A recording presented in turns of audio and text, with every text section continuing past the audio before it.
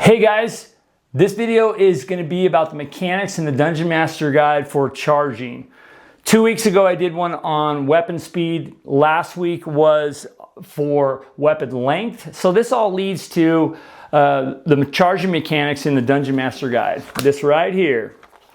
All right, you guys, welcome back to the DM and Friends, and this is our mechanics arc, which I'm focusing on combat. So everything I've been quoting and saying has been right out of the Dungeon Master Guide. So buckle in, let's jump right into it.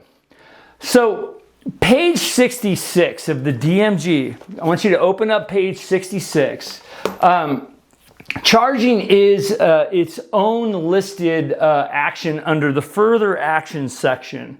It's not a big area, and it's very straightforward. 4 or 5 paragraphs, separate from, and it's separate from simply like closing into striking range. It's when you charge. It's a declared action that the PC commits to.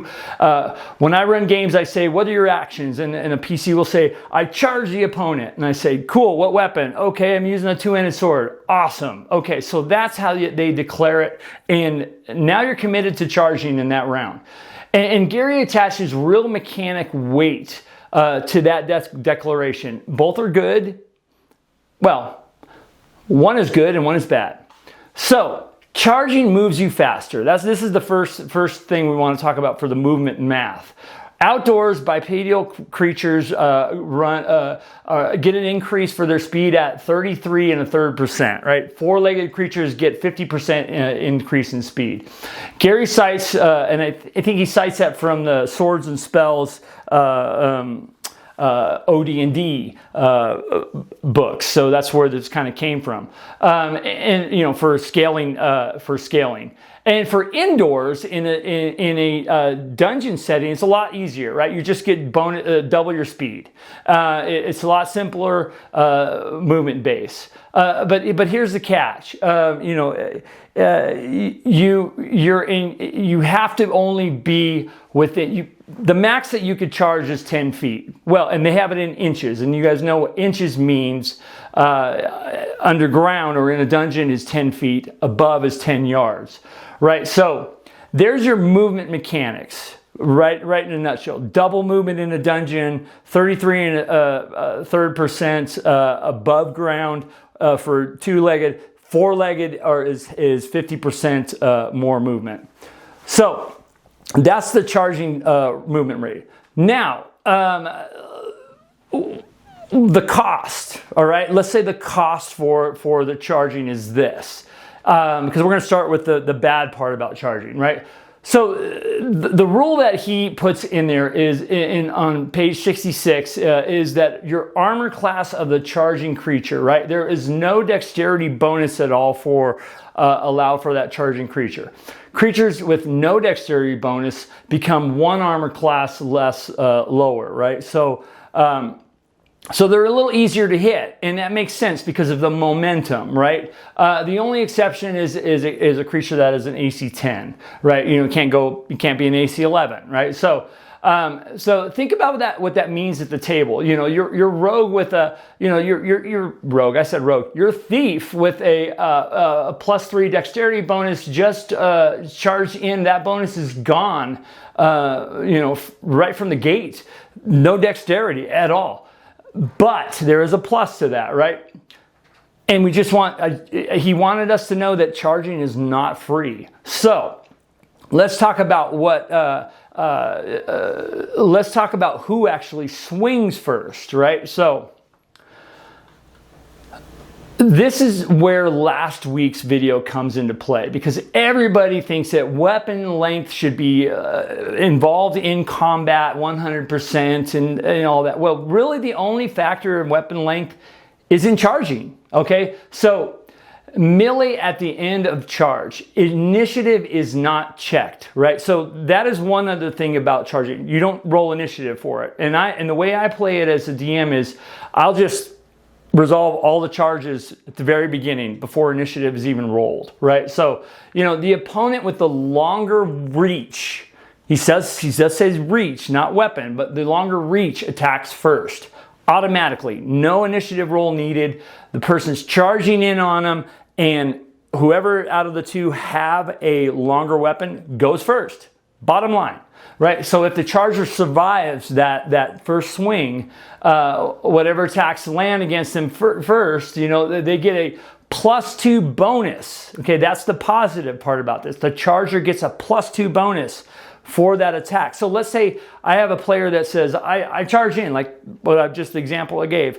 I charge in with my two-handed sword, and just so happens that guy has a dagger. Charges in, he loses his dex, he attacks first, and he gets a +2 on the attack, even though he loses his dex bonus. So pretty devastating. There's some advantages and disadvantages of this. So you know, I want to talk about the real risk of this too, of charging. Right now, the real risk is set weapons, and set weapons is a component of charging that could be devastating to the charger. Right, so. And we covered this from the defender side last week, right? But it belongs here also because it is part of charging, right? And that's when you set your weapon. And from the charger's from the charger's perspective, right? You know, if the target has a braced spear or a pike or a polearm or something braced up against the ground or a wall or something like that. Or you don't risk losing initiative at all. You risk, from the charger's point of view, you risk running yourself directly into the weapon for double damage. Gary's own example is a giant toad leaping onto a braced spear. Right, a charging fighter is no different. Okay. My same guy, two-handed sword. It just so happens the opponent has got a spear that is braced. Maybe that spear's longer. Well, instead of getting the first swing from the two-handed sword, that spear has got a chance to hit him first. And if it hits him, it's double damage. Maybe it kills that first level player. Possible. But Gary's own example of the giant toad, the braced spear, read that in there. Pretty cool. You know, charging into a set weapon is the single worst tactical mistake this rule, you know, allows. Right? Who would do that? Right? Somebody would. So the limit. There's a limit on this too. Another caveat of charging. Right? There's a couple moving parts here. Right? Charging isn't free to repeat either. So only one charge can be made per turn, and that's in 10 minutes, right? So 10 rounds, you know, a full minute, you know, a round is a full minute of game time. So meaning that a 9-round interval has to pass before a second charge is even possible, right? So this isn't a maneuver that you spam every single round, right? It's a single committed opening move to combat, right? Hopefully your combats aren't lasting, you know, more than 10 rounds. And if they are, you better check morale. Anyways, you know, so running this right, let's talk about running charge right. Put the whole picture together. Charging buys you extra movement and a +2 to hit if you survive the first exchange, right? It costs you your dexterity bonus in AC, right? We're talking about the charger, and possibly one more point on top of that, right? If you don't have a dex bonus for the whole round, right? So whomever holds the longer weapon strikes automatically first, right? With no initiative needed to run at all. And if your target has a spear or something similar bracing and waiting, you can run straight into it for double damage. It's a single use, high commitment maneuver, not a free speed boost. All right, you guys, well, tell me in the comments,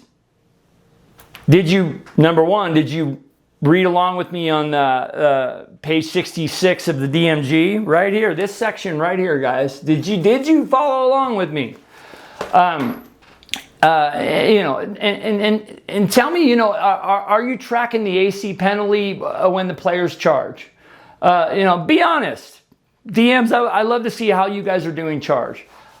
The way I do it is, if they declare charge, I resolve that first before we even move to the group initiative. 100%.